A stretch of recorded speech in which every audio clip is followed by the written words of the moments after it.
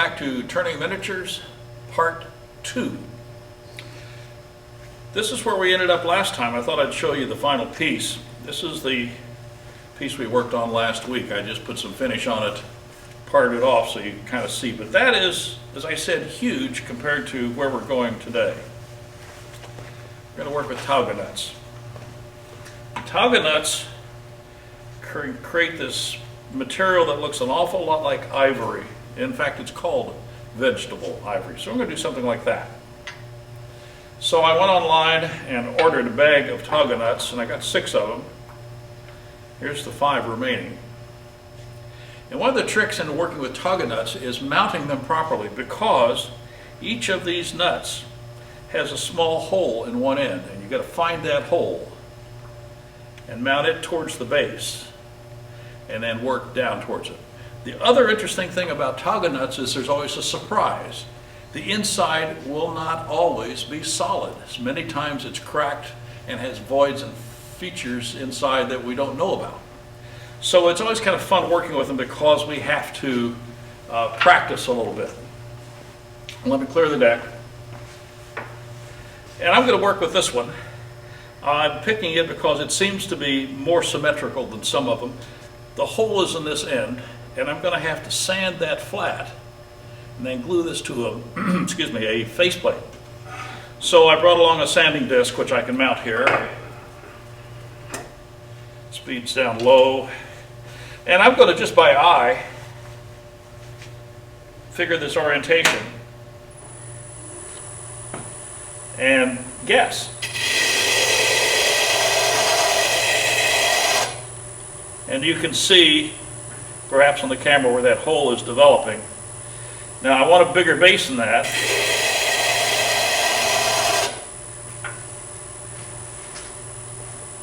That's pretty square. I might want to go just a little bit more this direction here. And as you can guess, I'm just eyeballing this. That's probably going to be okay. I'm just going to make the base a little bigger.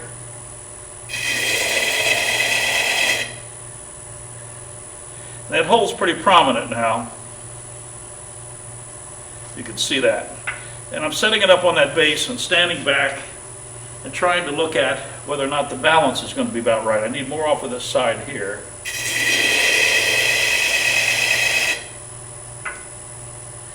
Well, that's going to have to do it.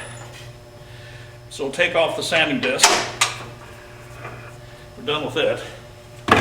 And as you know, I like to work on face plates, and I have tended to work on 1x8s, which means I need to put an adapter on, as I've done before. And there's my base, but it's not flat. I'm going to flatten it, then glue this on. By standing it on the ways, I can check to make sure that base is dead flat. This is not. So I'm going to have to get this prepared and then glue on my Tauga nut. So let's take a gouge, be on center line.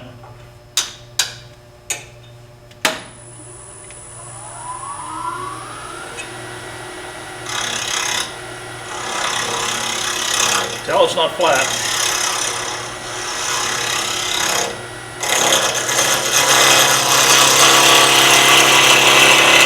I'm just knocking the corners off at the same time, just because I can.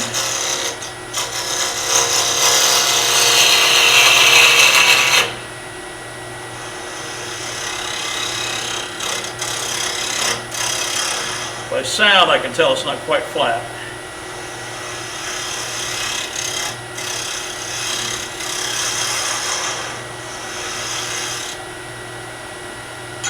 And what I've done in my segmented classes is the same thing here. I have a stick with a piece of sandpaper on 80 grit, which I then can run across this bottom.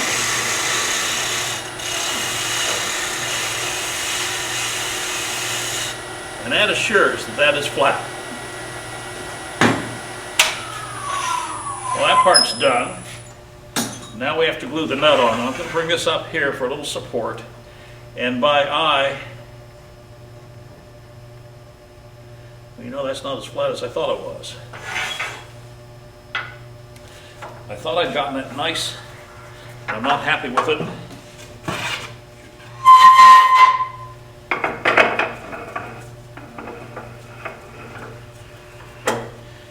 I set the nut down, and I wasn't happy that this was dead flat. It's not dead flat. Low speed for the sanding disc.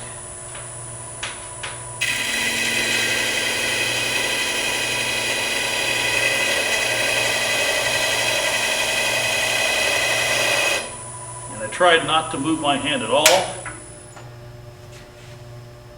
That's much better. So there's a little playing around with this. Now we'll put this away. Install our base.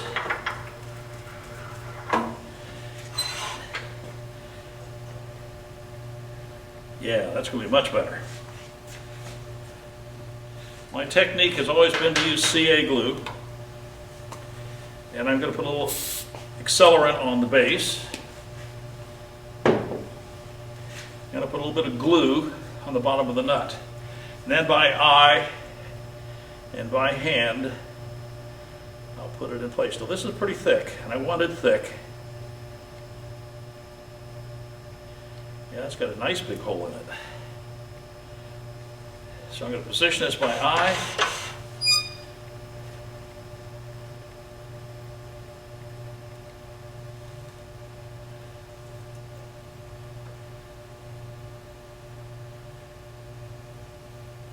And I'm going to bring the tailstock up for a little bit of additional support for a couple minutes. We'll be back when the glue's dry. Well, I think the glue's dry. I want to allow extra time to be sure that that sets properly. This is where the fun starts, because I have no idea what's going to happen here. I don't know where the voids are. I don't know how well this nut's going to turn, and that's the fun of this whole thing. Because this is way out of round now, because it's irregular, I'm going to keep the tailstock up for the first few cuts until I bring some balance here. Then the tailstock goes away and we go into a standard hollow form. There's my tool rest. I'm going to try to get it in as close as I can. And as you can see, the nut is hitting my finger there. About a 1/4 of an inch hits my finger, another 1/4 of an inch, so it's really not round. Okay, turning, balancing, glasses, bowl gouge. I'll be sure I have the height just right. And a little more pressure than that. This is not spinning really well because it's a metal surface against that soft, spongy nut surface, and I think that's sort of like a lubricated thing. Small project, high speed.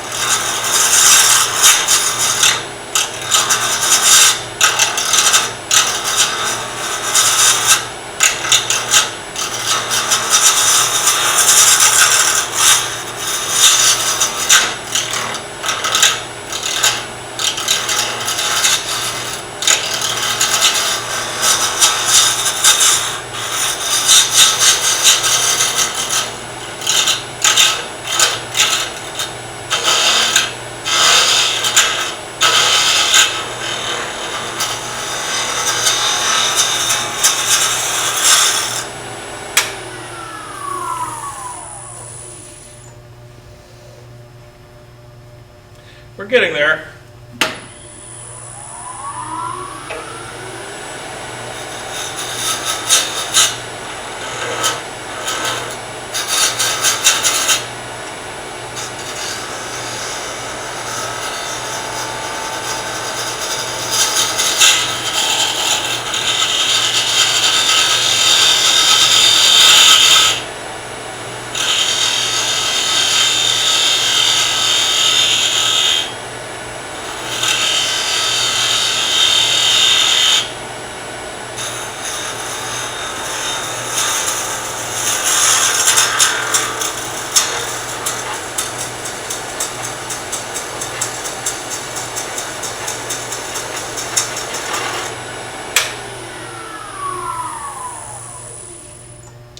Okay, I have to make some decisions now. There is nut shell casing showing here in several places, and you can choose to leave some of that on if you want as sort of a decorative place, or you can take it all the way off. I think on this vessel I may end up with a little tiny piece on there, but not very much. But I'm going to continue to turn this down some more and hope I don't hit that void.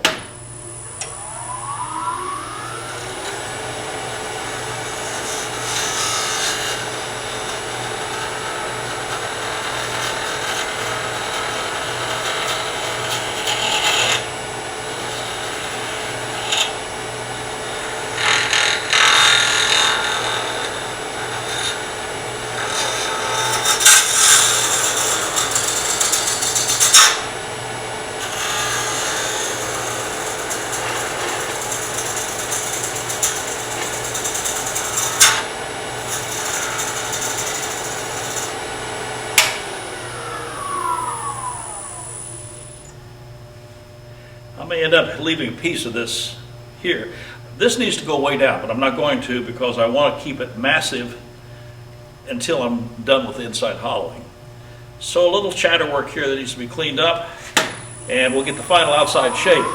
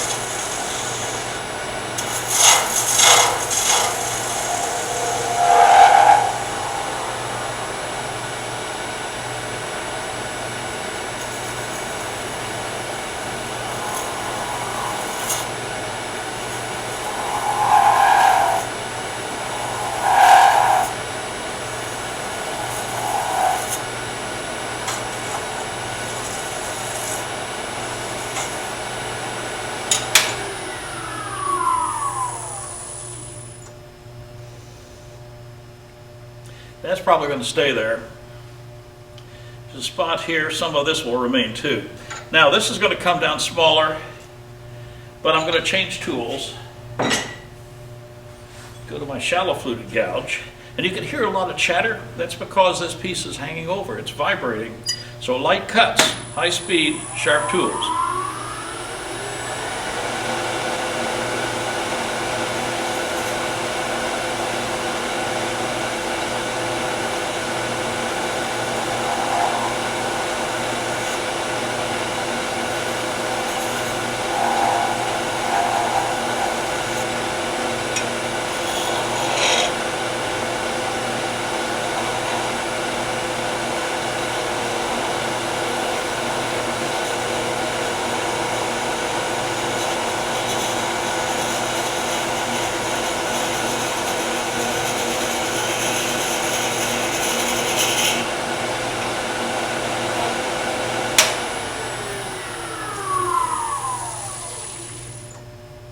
Okay, we're going to have a couple of spots. That's okay. So now I need to hollow. I could come up with a Jacob's chuck and a drill bit and drill that, but I don't need to do that. I have tools for that. I have a tool I think I showed in part 1, which is designed specifically for doing this sort of hollowing. But it needs to be right on center. That's too high. That's pretty close. So this lays flat. This edge is sharpened up this direction. This edge is sharpened the opposite direction, so it's going to cut both directions.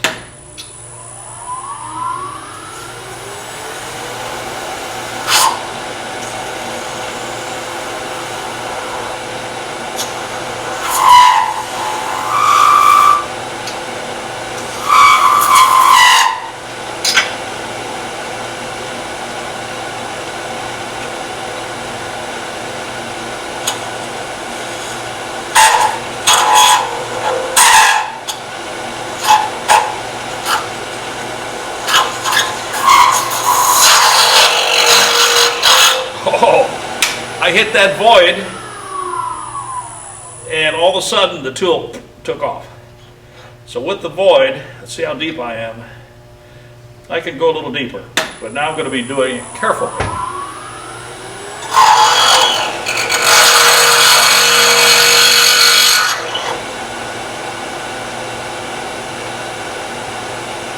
Maybe just a little bit more. There's printing on top of this tool, which I'm using as a gauge.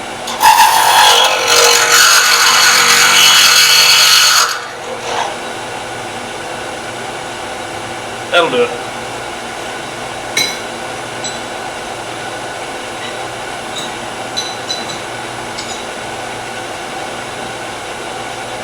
Couldn't find my tools. I'm going to use one of these two to do the hollowing. That's the Sorby set. Straight one for opening up.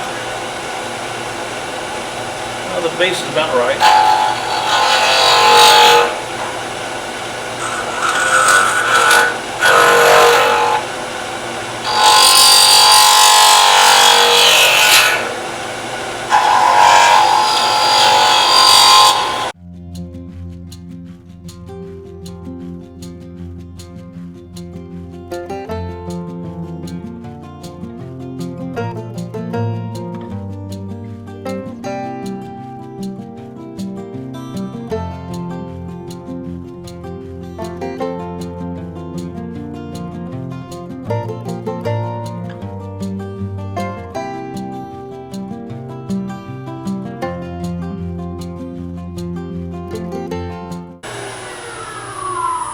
Even these small tools will tend to want to torque in your hand, so keep a large handle and a good solid grip, because this is going to want to roll.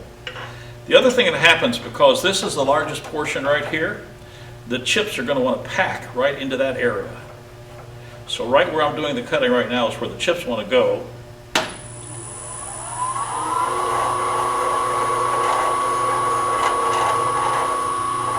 And so while I'm working in this area, I have to clear it out a lot more frequently. Try lower speed, see if I get a better cut.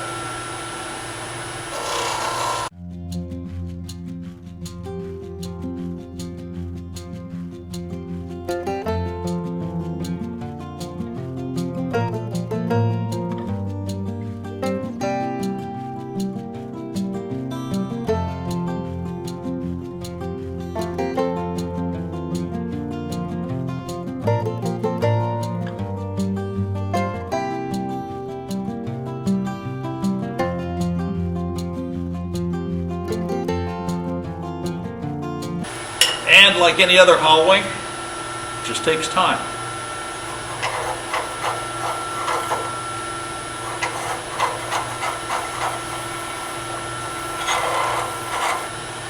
So I need to go further under the shoulder.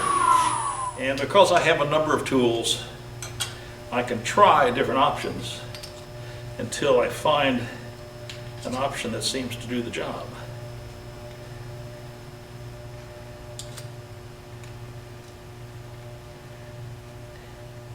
My aluminum handle here is nice because it's got knurling on it, which means I have a very good grip.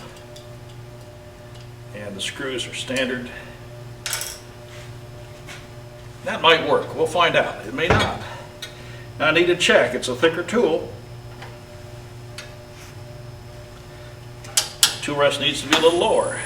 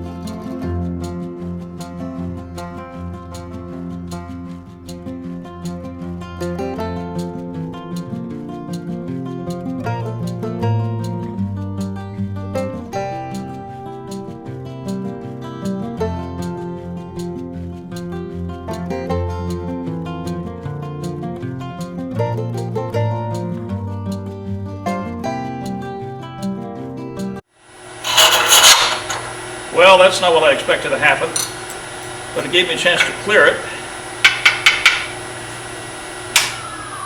So let's check it out inside. I can examine that piece very carefully. What's happened is the glue just let go. So that's easy to fix. Clear the deck. Go back to my glue. But since I still have the tailstock right here,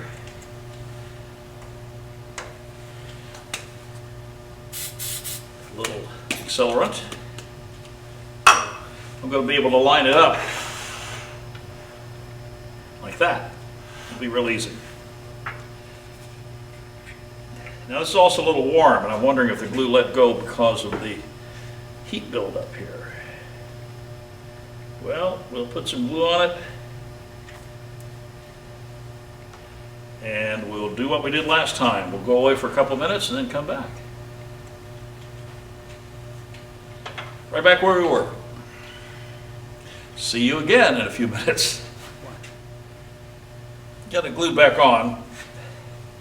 As you can see, it's still running true, so it didn't bother me that that came off. I did examine the base. I thought I had put walnut on, and I have another one made up here, and I almost certainly can guarantee this is cocobolo. And the problem with that is cocobolo being so oily, I should have glued this on with 2-part epoxy. Cleaned this with acetone, glued the Tauga nut on with epoxy. Had it been walnut, it would have bonded just fine, but cocobolo being what it is, doesn't bond well through CA glue. So I think that's what the issue was. The advantage, though, was I was able to see inside and decide that I'm pretty well done. Outside, this piece of bark, I'd like not to come quite so far up on the shoulder, so I'm going to work on it just a little bit, change that shoulder shape a little bit, bring the base down a little bit, and then we're going to finish the outside. Yeah, it's off just a little bit. That's going to be okay. I really want to just take this shoulder down just a little bit here.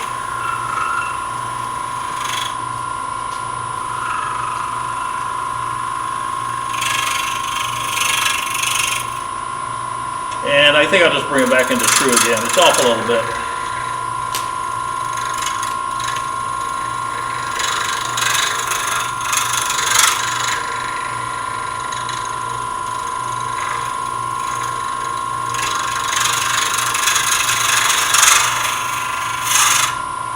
And I'm worried about shape now more than anything else.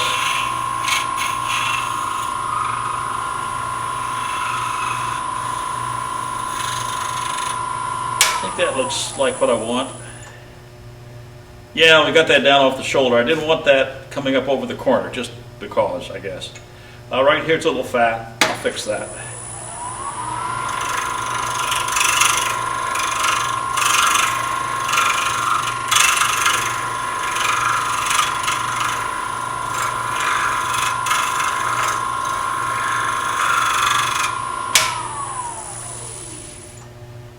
Shape's okay. I'll take the base down now a little bit more.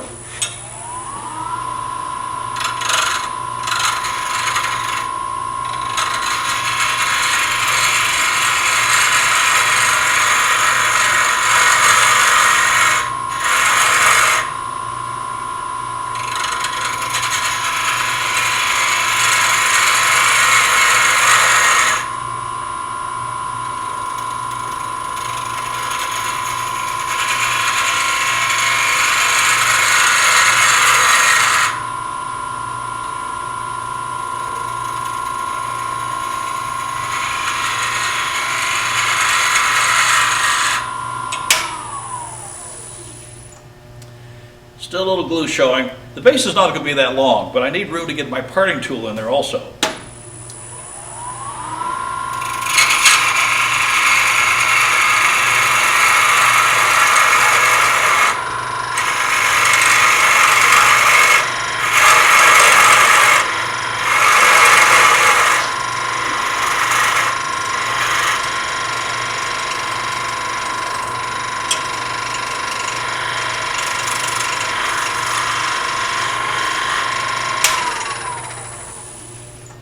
See if this joint is good.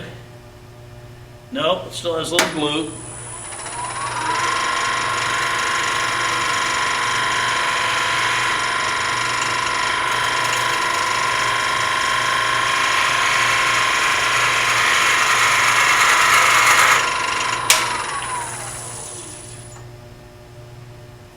It's pretty well cleaned it.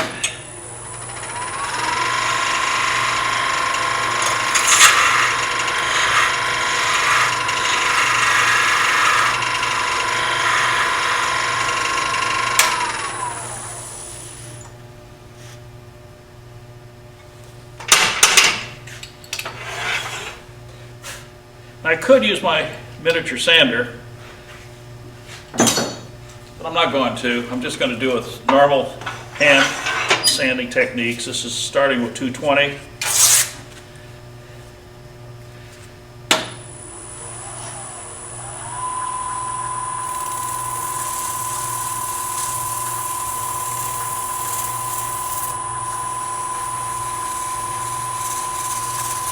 Tauga that sands very nicely.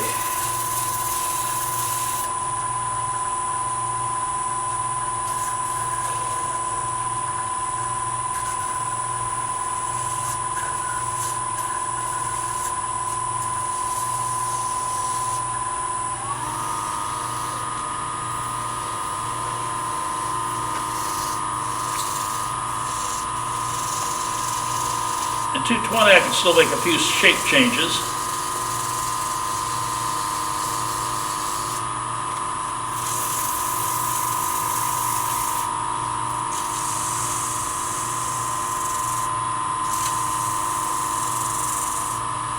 Picking up a little bit of shine.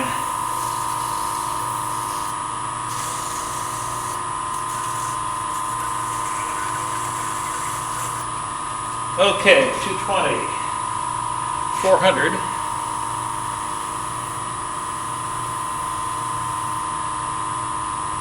Said Mirka mesh. Lets the sawdust pass right through. And I can see a glow shot coming up now.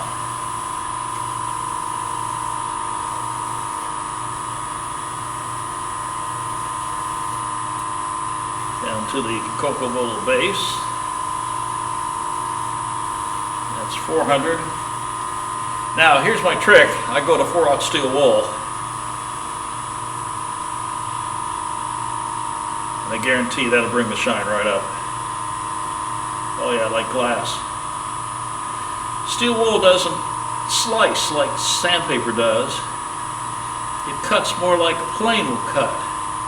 So it's not scratching, it's actually planing these surfaces off. So there's a nice shiny little piece. Now we have to get that base off. And I know from past I need a stiffer parting tool than I used before. So I'm going to come in with my thin parting tool.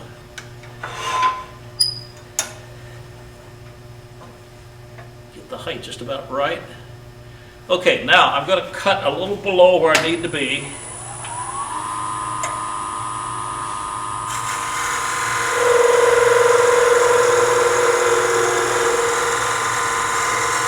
This allows me to see what the shape is going to be. That base looks too long now.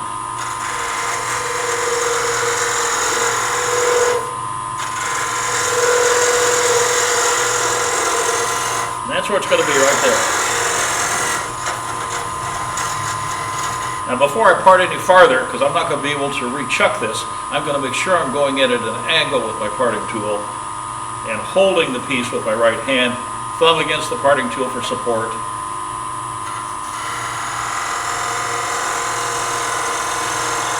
Overlapping cuts. I know it's thin tool, but you still can overlap the cuts.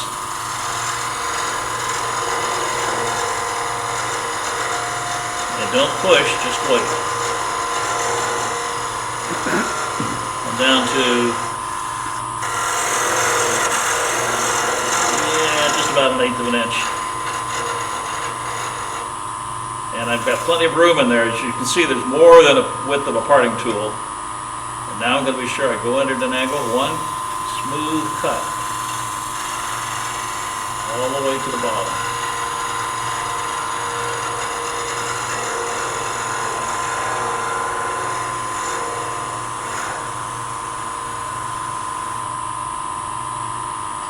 And I'm done. I still have a little work to do. That knob has to be taken off. That can be sanded.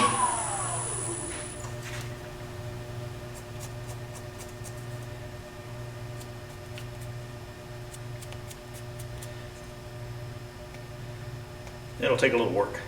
But there is today's project. Small hollow vessel. A few decorative marks on the outside. I could have taken the wall down more, perhaps, and maybe not. It's pretty thin right there. And it's thicker right there. I can tell because I'm looking at light shining from the outside into the vessel. One of the things you can do if you want to turn this very thin walled, while you're on here, get a very bright light, put it down here at the bottom, and look at the translucency of the piece as you turn. The lighter spots will be the thinner, the darker spots will be the thicker, and you can use that as a way of gauging wall thickness. Well, a project that's fun to work with, and when you get some of these Tauga nuts with really weird shapes, it takes creative thought to figure out what to do with them. But they are fun to work with, and they are all irregular. You can buy them in large, medium, and small. These are called medium-sized. Button makers use them a lot. They can be bought in slices, which can be used for other kinds of projects. But anyway, this is completely done other than cleaning up that little bit of the bottom, which I will do off camera. And I don't mind these little bark inclusions occasionally. And putting a finish on this thing other than just polishing it down is something I would never do. For some reason, I don't think it'll stick to the Tauga nut very well. I know I won't stick to the coco bolo very well, so at the most I would buff this and maybe just a little bit of wax. Thanks for watching. This is number 2 in the series. Number 3, I think we'll get smaller. Come back and see what we do.